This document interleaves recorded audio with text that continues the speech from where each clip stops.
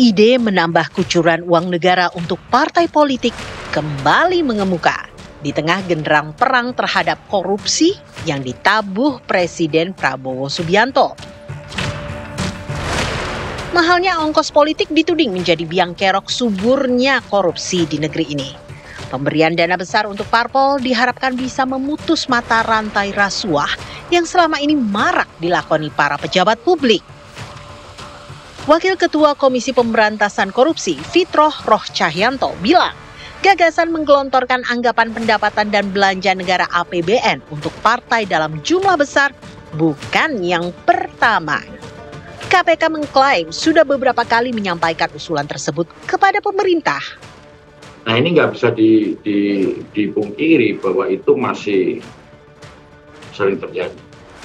Kenapa ya? Karena sistem politiknya masih demikian. Oleh karenanya KPK sudah beberapa kali memberikan rekomendasi kepada pemerintah untuk memberikan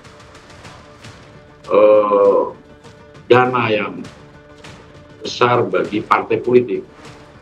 Kalau kita bicara soal bantuan dana untuk partai, dana bantuan keuangan untuk partai kan sebenarnya sebelumnya sudah ada. Ya, dari sebelum-sebelumnya memang sudah ada. Nah, kalau ada usulan untuk peningkatan seperti ini nanti bisa dikaji nih, bisa didiskusikan. Kalau tujuannya untuk memberantas korupsi karena biaya politik mahal, ada banyak ide yang bisa didiskusikan, termasuk juga memperbaiki sistem politik kan. Meski bukan gagasan baru, usulan memberikan dana besar untuk membantu pembiayaan politik partai tetap memantik pro dan kontra. Selama ini, sebenarnya partai politik telah mendapatkan bantuan keuangan dari APBN dan APBD. Sebagaimana diatur dalam pasal 34 Undang-Undang Nomor 2 Tahun 2011 tentang partai politik yang menyebutkan keuangan partai politik bersumber dari iuran anggota, sumbangan yang sah menurut hukum, dan bantuan dari APBN serta APBD. Besaran dana yang diberikan kepada parpol disesuaikan dengan perolehan suara pada pemilu sebelumnya. Pada pemilu 2024 di level pusat, negara memberikan bantuan dana untuk parpol sebesar 1.000 per suara sah. Sedangkan di level daerah, besarannya disesuaikan dengan kemampuan APBD. Namun, uang negara yang diberikan kepada parpol itu lebih banyak dialokasikan untuk membiayai pendidikan politik dan operasional sekretariat partai. Sedangkan untuk kebutuhan kontestasi pemilu legislatif, parpol lebih banyak ditopang oleh sumbangan dana dari pihak ketiga. Inilah yang dituding menjadi pintu masuk terjadinya praktik politik transaksional. Itu kan baru usulan, ya kita lihat, kita godok ya. Dan sekarang kan DPP Golkar kan lagi menggodok itu, lagi mencari format. Dan saya pikir bahwa pertama itu harus efisien gitu loh. Jangan biaya politiknya terlalu tinggi. Yang kedua, keterlibatan publik juga harus kita pertimbangkan ya.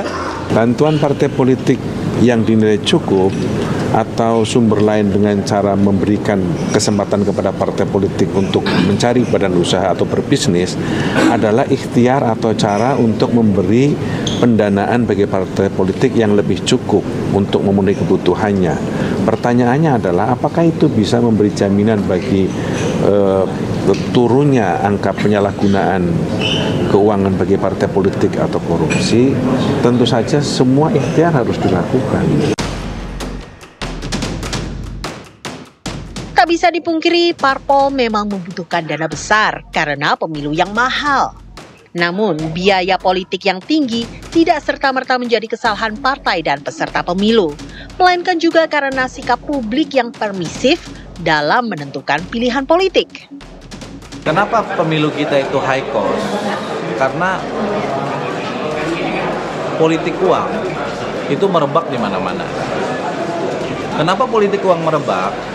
Salah satunya adalah bukan hanya karena politisinya gemar menebar uang, tetapi alasan pemilih sangat pragmatis memilih para politisi karena uang. Kalau kita tracing kemana uang korupsi itu lari, saya hampir belum pernah mendengar uang itu lari ke partai politiknya. Uang itu lari untuk kepentingan pribadi-pribadi masing-masing. Dan karena itu kalau kemudian uang itu lari ke pribadi-pribadi, berarti korupsinya bukan karena perintah dan kebutuhan partai politik. Lantas, benarkah suntikan dana yang lebih besar dari APBN bisa menjadi solusi mengatasi korupsi? Atau justru menjadi jalan pintas yang berpotensi memunculkan persoalan baru? Parpol dibiayai APBN tergantung politik hukumnya. Politik hukum negara kita akan membiayai atau tidak, kan gitu. Kalau menurut saya tidak perlu. Tidak perlu, karena dana-dana untuk pembangunan aja masih kurang. Satu. Kedua, kita harus juga melihat sejauh mana integritas, membangun integritas dari parpol-parpol yang ada. Ini yang belum terkonsep dengan baik. Jadi jangan-jangan nanti malah biaya di parpolnya ini ada permasalahan baru. Karena nggak ada jaminan sekarang ini, kan itu.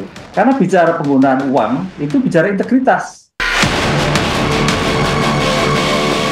Bagi Perludem, usulan untuk memperbesar biaya dari negara bisa memperkecil potensi korupsi yang disebabkan mahalnya ongkos politik.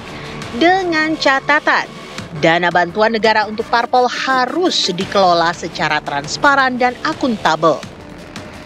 Nah, sehingga salah satu PR ke depan kita ketika kita ingin meningkatkan dana negara, salah satunya adalah kita perlu ada revisi undang-undang partai politik, yang salah satunya menyentuh aspek transparansi dan akuntabilitas melalui mekanisme audit yang secara menyeluruh. Nah, auditnya bukan lagi hanya sebatas audit kepatuhan, begitu ya, tetapi juga audit investigatif di dalamnya, sehingga publik bisa tahu begitu ya, apa yang diterima oleh partai politik dan yang dikeluarkan itu secara real. Pemilihan langsung membawa konsekuensi politik transaksional. Kala elite menyepakati komitmen timbal balik dengan para oligarki, pemilik modal. Namun, penggelontoran uang rakyat harus disertai dengan sistem evaluasi yang terukur terhadap kinerja partai politik. Sanksi tegas mesti diberikan kepada partai yang menyalahgunakan dana bantuan negara.